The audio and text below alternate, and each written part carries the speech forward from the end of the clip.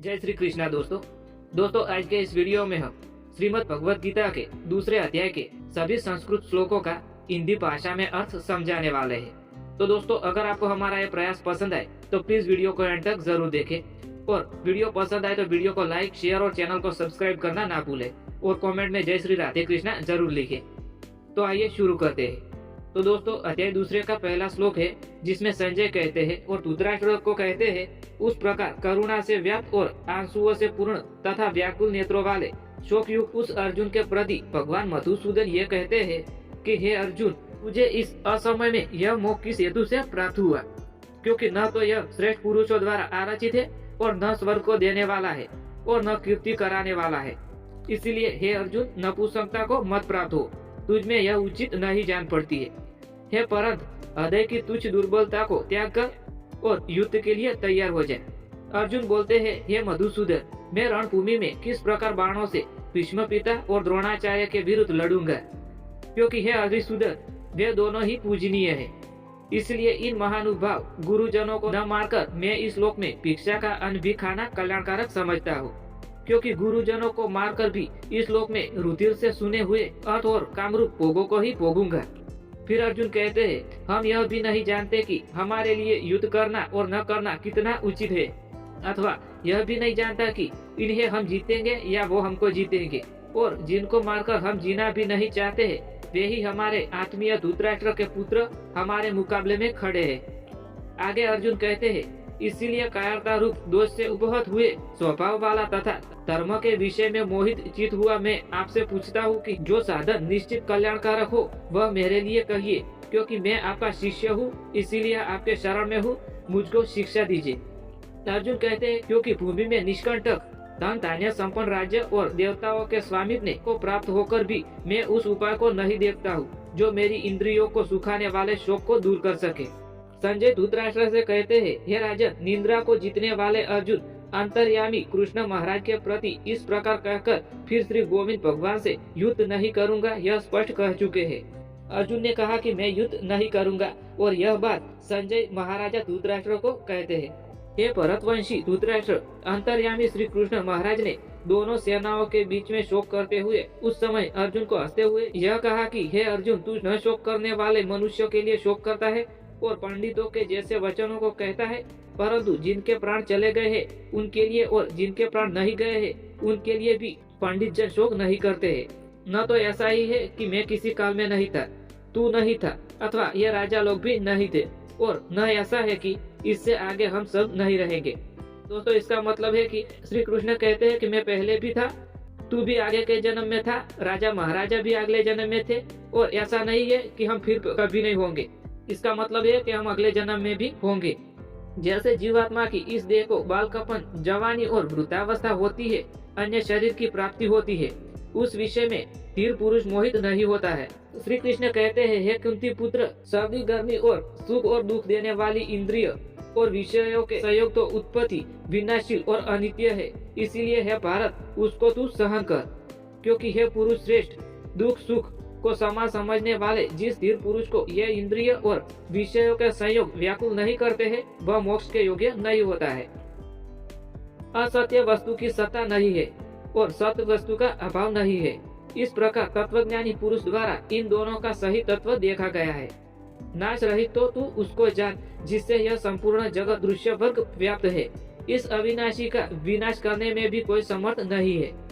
इस नाश रहित अप्रमेय नित्य स्वरूप जीवात्मा के ये सब शरीर नाशवान कहे गए हैं। इसलिए हे भरतवर्षी अर्जुन, तू युद्ध कर। जो उस आत्मा को मारने वाला समझता है तथा जो उसको मरा हुआ मानता है वो दोनों ही नहीं जानते, क्योंकि यह आत्मा वास्तव में न तो किसी को मारता है और न किसी के द्वारा मरा जाता है। यह आत्मा किसी काल में न तो जन्म लेता है और न ही मरता है, तथा न यह उत्पन्न होकर फिर से होने वाला है, क्योंकि यह अजन्मा, नित्य, सनातन और पुरातन है। शरीर के मारे जाने पर भी यह नहीं मरता है। हे पृथा पुत्र अर्जुन, जो पुरुष इस आत्मा को नाश रहित, नित्य, अजन्मा और अवयव जानता है वह पुरुष कैसे किसी को मरवाता है और कैसे किसी को मारता है। जैसे मनुष्य पुराने वस्त्रों को त्याग कर दूसरे नए वस्त्रों को ग्रहण करता है, वैसे ही जीवात्मा पुराने शरीर को त्याग कर दूसरे नए शरीर को प्राप्त होता है। इस आत्मा को शस्त्र काट नहीं सकता है, इसको आग से जलाया नहीं जा सकता है, इसको जल गला नहीं सकता है और वायु उसे सुखा नहीं सकता है। श्री कृष्ण आगे कहते हैं, क्योंकि यह आत्मा अछेद्य है, अक्लेद्य और निसंदेह अश्वस्य है तथा यह आत्मा नित्य, सर्वव्यापी, अचल, स्थिर रहने वाला और सनातन है। श्री कृष्ण कहते हैं, यह आत्मा अव्यक्त है, यह आत्मा अचिंतनीय है और यह आत्मा विकार रहित कहा जाता है। इससे हे अर्जुन, इस आत्मा को उपयुक्त प्रकार से जानकर तू शोक करने के योग्य नहीं है, अर्थात तुझे शोक करना उचित नहीं है। किंतु यदि तू इस आत्मा को सदा जन्मने वाला तथा सदा मरने वाला मानता है तो भी है महाबाहो, तू इस प्रकार शोक करने के योग्य नहीं है, क्योंकि इस मान्यता के अनुसार जन्मे हुए की मृत्यु निश्चित है और मरे हुए का जन्म निश्चित है। इससे भी इस बिना उपाय वाले विषय में तू शोक करने के योग्य नहीं है। हे अर्जुन, संपूर्ण प्राणी जन्म से पहले अप्रगट थे और मरने के बाद भी अप्रगट हो जाने वाले हैं, केवल बीच में ही प्रगट है। फिर ऐसी स्थिति में क्या शोक करना।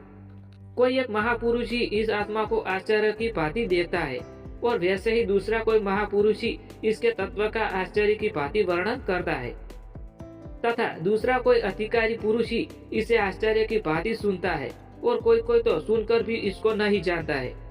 श्री कृष्ण कहते हैं, हे अर्जुन, यह आत्मा सबके शरीरों में सदा ही अवध्य है। इस कारण संपूर्ण प्राणियों के लिए तू शोक करने के योग्य नहीं है तथा अपने धर्म को देखकर तू भी भय करने योग्य नहीं है, अर्थात तुझे भी भय करना नहीं चाहिए, क्योंकि क्षत्रिय के लिए धर्म युद्ध से बढ़कर दूसरा कोई कल्याणकारी कर्तव्य नहीं होता है। श्री कृष्ण कहते हैं, हे पार्थ, अपने आप प्राप्त हुए और खेले हुए स्वर्ग के द्वार रूप इस प्रकार के युद्ध को भाग्यवान क्षत्रिय लोग ही पाते हैं। किंतु यदि तू इस धर्मयुक्त युद्ध को नहीं करेगा तो स्वधर्म और कीर्ति को खोकर पाप को प्राप्त हो जाएगा तथा सब लोग तेरी बहुत काल तक रहने वाली अपकीर्ति भी कथन करेंगे और माननीय पुरुष के लिए अपकीर्ति मरण से भी बढ़कर हो जाएगी। और जिनकी दृष्टि में तू पहले बहुत सम्मानित होकर अपनी लघुता को प्राप्त होगा, वे महारथी लोग तुझे भय के कारण युद्ध में हटा हुआ मानेंगे। तेरे वेरी लोग तेरे सामर्थ्य की निंदा करते हुए तुझे बहुत सहने योग्य कथन भी कहने वाले हैं। इससे अधिक दुख और क्या होगा।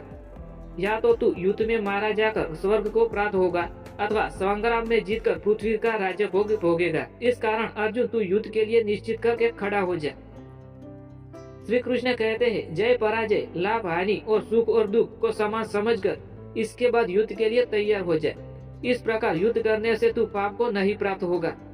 हे पार्थ, यह वृत्ति तेरे लिए ज्ञान योग के विषय में कही गई है और अब तू इसको कर्म योग के विषय में सुन। जिस बुद्धि से युक्त हुआ तू कर्मों के बंधन को भली भांति त्याग देगा, अर्थात सर्वथा नष्ट कर डालेगा। श्री कृष्ण कहते हैं, इस कर्म योग में आरंभ का अर्थात बीज का नाश नहीं है और उल्टा फल रूप दोष भी नहीं है, बल्कि इस कर्म योग रूप धर्म का थोड़ा सा भी साधन जन्म मृत्यु रूप महान भय से रक्षा कर लेता है। हे अर्जुन, इस कर्म योग में निश्चयात्मिका बुद्धि एक ही होती है, किंतु अस्थिर विचार वाले विवेकहीन सकाम मनुष्यों की बुद्धियाँ निश्चित ही बहुत भेदों वाली और अनंत होती है।